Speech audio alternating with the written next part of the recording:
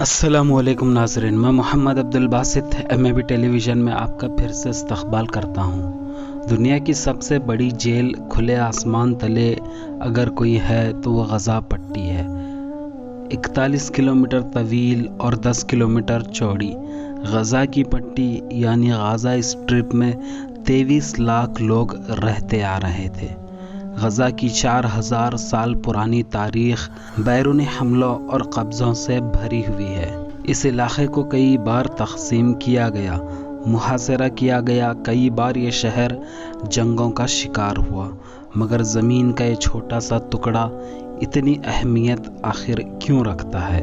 غزہ آبادی میں بہت زیادہ ہے لیکن رقبے میں کم ہے، کیونکہ فلسطینیوں پر ظلم کر کے اسرائیل نے جو ناجائز قبضہ کیا، اس کے بعد فلسطین کا بہت بڑا حصہ اس نے قبضہ کیا، تو فلسطین سکڑتے سکڑتے غزہ کی جو ایریا ہے اس میں آباد ہو گئے، فلسطینی غزہ میں آباد ہو گئے، تو غزہ کے ایک چھوٹے سے رقبے میں اتنی بڑی آبادی رہتی ہے۔ یہ شہر غربت سے لڑتا ہوا شہر ہے۔ اس شہر میں غربت بھی بہت زیادہ ہے۔ آج جانیں گے آخر کیوں اس چھوٹے سے شہر کو نشانہ بنایا جا رہا ہے، اس چھوٹے سے شہر کی تاریخ کیا ہے، فلسطین کا یہ حصہ کیوں اسرائیل کی آنکھوں میں کھٹک رہا ہے۔ غزہ وہ سرزمین ہے جس پر بار بار قبضہ کیا گیا۔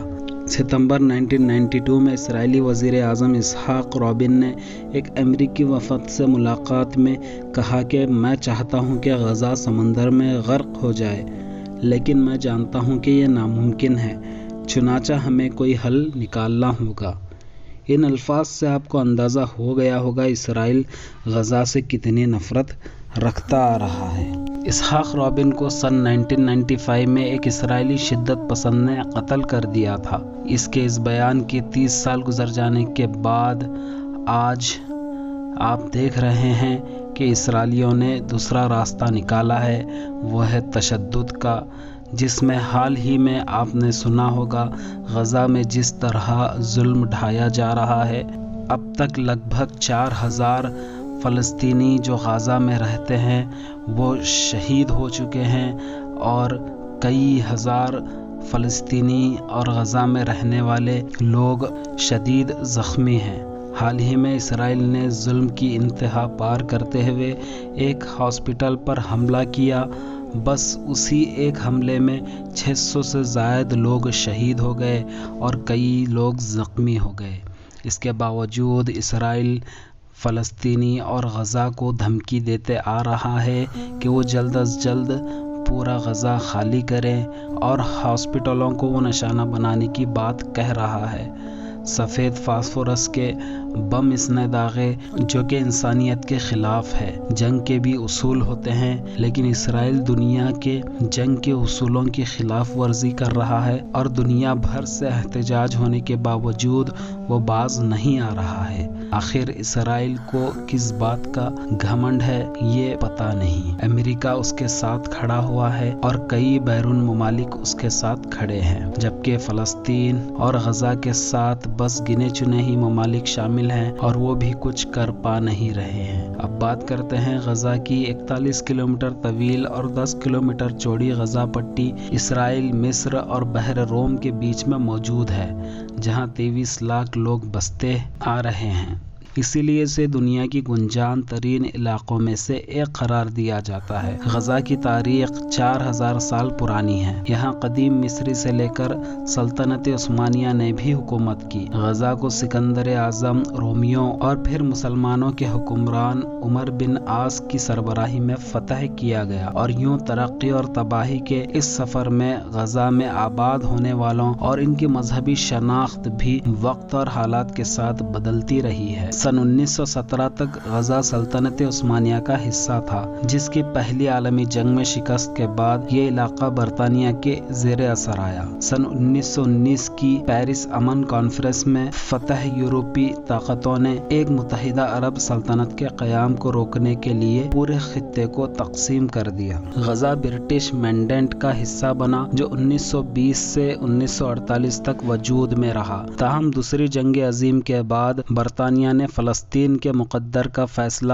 نئی نویلی اقوام متحدہ کی جھولی میں ڈال دیا۔ سن 1947 میں اقوام متحدہ نے ایک قرارداد کے ذریعے فیصلہ کیا کہ فلسطین کو 3 حصوں میں بانٹ دیا جائے۔ 55% علاقے پر یہودی اپنی ریاست بنا لیں، بیت المقدس کو عالمی مینڈیٹ کے زیر اثر رکھا جائے اور باقی ماندہ حصہ بشمول غزہ مقامی عرب باشندوں کے حصے میں چلا جائے۔ یہ فیصلہ ظاہری طور پر بھی برابر نہیں۔ یہ کہاں کا انصاف ہے؟ فلسطینیوں کی ہی زمین لے کر اسرائیل کو بسا کر 55% حصہ اسرائیلیوں کو دے کر، جبکہ اسرائیل نام کا کوئی ملک وجود نہیں رکھتا تھا، اتنا بڑا حصہ اس کو دے کر فلسطینیوں کو تھوڑے حصے پر راضی کر دیا گیا، اور بیت المقدس مسجد حرام اور مسجد نبوی کے بعد تیسری اہم اور مقدس جگہ ہے۔ مئی 1948 کو جب اس قرارداد نے فلسطین سے برطانوی راج کو ختم کر دیا تو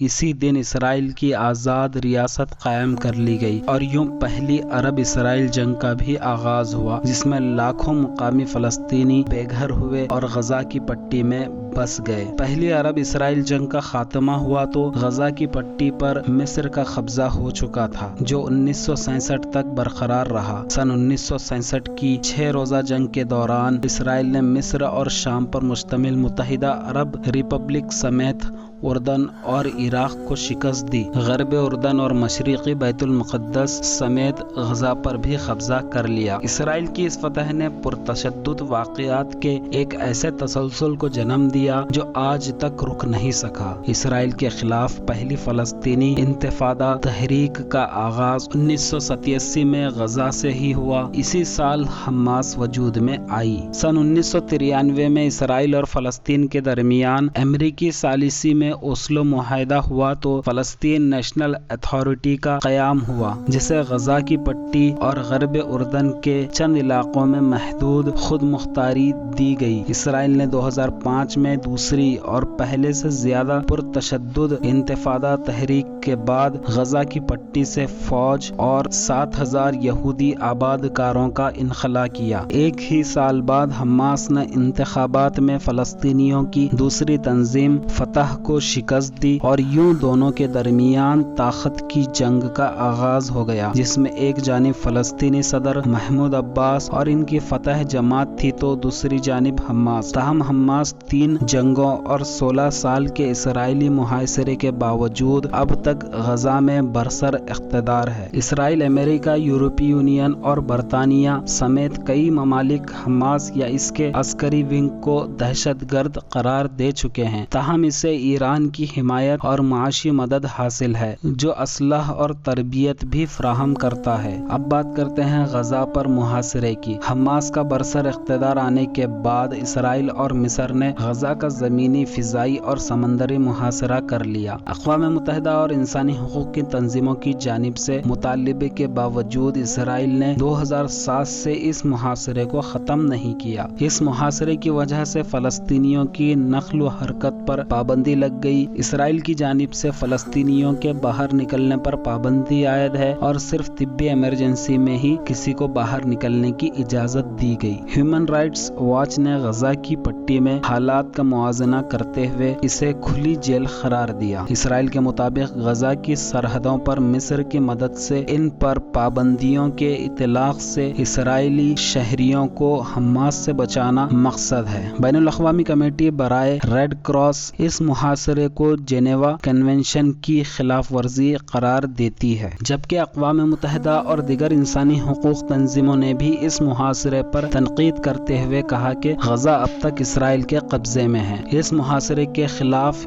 حماس نے زیر زمین سرنگوں کا ایک جال بچھایا، جس کے ذریعے سامان اور اسلحہ غزہ کے اندر لے جایا جاتا۔ اسرائیل ان سرنگوں کو ایک خطرہ سمجھتا آیا ہے اور اکثر فضائی حملوں میں ان کو تباہ کرنے کی کوشش کوشش کرتا رہتا ہے۔ اب بات کرتے ہیں غزہ کی غربت کی۔ اسرائیل کے 16 سالہ محاصرے نے غزہ کی پٹی میں معیشت کو تباہ کر دیا۔ عالمی بینک کے مطابق اس علاقے میں بے روزگاری کا تناسب 40% سے زیادہ ہو گیا۔ اقوام متحدہ کے مطابق یہاں کی 65% آبادی غربت کی لکیر سے نیچے بستی ہے۔ ورلڈ فوڈ پروگرام کے مطابق 63% آبادی غذائی عدم تحفظ کا شکار ہے، یعنی غذائی قلت کا شکار ہے۔ یہاں کی آدھی آبادی 19 سال سے کم عمر ہے، لیکن ان کے پاس معاشی ترقی کا کوئی راستہ نہیں اور نہ ہی بیرونی دنیا تک رسائی حاصل کرنے کا کوئی ذریعہ ہے۔ اقوام متحدہ کے مطابق مسلسل تشدد کا سامنا کرنے کی وجہ سے یہاں بچوں کی ایک پوری نسل آباد ہے جسے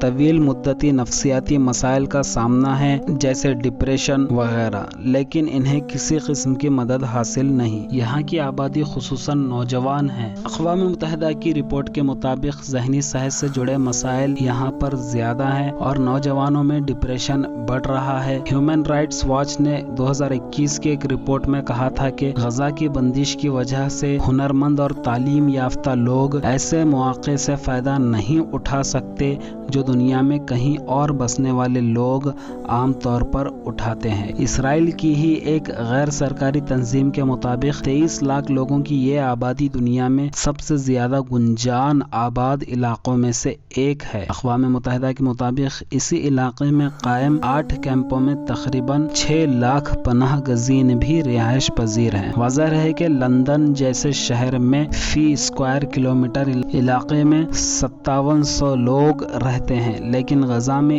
اتنے ہی علاقے میں یہ اعداد و شمار 9000 تک پہنچ جاتا ہے۔ سن 2014 میں اسرائیل نے غزہ کی پٹی کی سرحد پر ایک دفاعی زون بنا دیا، جس کے بعد مکانات یا کاشتکاری کے لیے دستیاب زمین اور بھی کم ہو گئی۔ یہاں بجلی کی دستیابی بھی ہر وقت نہیں ہوتی۔ اقوام متحدہ کے مطابق زیادہ تر گھروں میں دن میں صرف 3 گھنٹے بجلی ہوتی تھی جو اسرائیل فراہم کرتا تھا۔ غزہ میں صرف ایک بجلی کا پلانٹ ہے، جبکہ کچھ مقدار میں بجلی مصر سے بھی لی جاتی ہے۔ زیادہ تر رہائشیوں کو پانی کی کمی کا بھی سامنا ہمیشہ سے رہا ہے۔ اقوام متحدہ کی ایک ذیلی ادارے کے مطابق غزہ کے بیشتر ہاسپٹل اور طبی مراکز ماضی کی لڑائیوں میں تباہ ہو چکے ہیں اور اقوام متحدہ کی جانب سے یہاں 22 طبی مراکز چلانے میں مدد دی جاتی تھی۔ تاہم اسرائیل کی جانب سے حالیہ بمباری کے بعد یہاں کی آبادی اور ہاسپٹلوں کو اور زیادہ نقصان پہنچا ہے۔ اسرائیل اس دہشت گردی کو کب ختم کرے گا یہ تو اللہ ہی بہتر جانتا ہے، لیکن جس طرح سے یہ ظلم ڈھا رہا ہے یہ ساری انسانیت کے خلاف ہے اور دنیا میں اب تک اس طرح کے مظالم کہیں دیکھنے کو نہیں ملے جس طرح سے اسرائیل فلسطینیوں اور غزہ پر کر رہا ہے۔ ان کا کھانا پانی روک رہا ہے، بجلی روک رہا ہے، ہر وہ بنیادی ضرورت روک رہا ہے، یہاں تک کہ بچنے کے لیے جو ہاسپٹل میں پناہ گزین تھے اس نے ہاسپٹل کو بھی نشانہ بنایا اور ہاسپٹل کو بھی دھماکوں سے اڑا دیا۔ اور کچھ وقت پہلے خبر آئی ہے کہ اور 24 ہاسپٹلوں کو اس نے دھمکی دی ہے کہ وہ جلد از جلد ان ہاسپٹل کو خالی کریں کیونکہ اسرائیل وہاں حملہ کرنے والا ہے۔ اب آپ ہی اندازہ لگائیں آخر غزہ کے لوگ جائیں تو جائیں کہاں؟ ایک طرف اسرائیل ہے تو ایک طرف سمندر ہے اور ایک طرف مصر ہے، لیکن مصر کی بارڈر کو بھی بند رکھا گیا ہے کیونکہ مصر بھی پریشان ہے کہ اتنے لوگوں کو وہ کیسے بسائے۔ تو اس تناظر میں آخر غزہ کے لوگ کریں تو کیا کریں؟ بس اب اللہ کی غیبی مدد ہی ان کو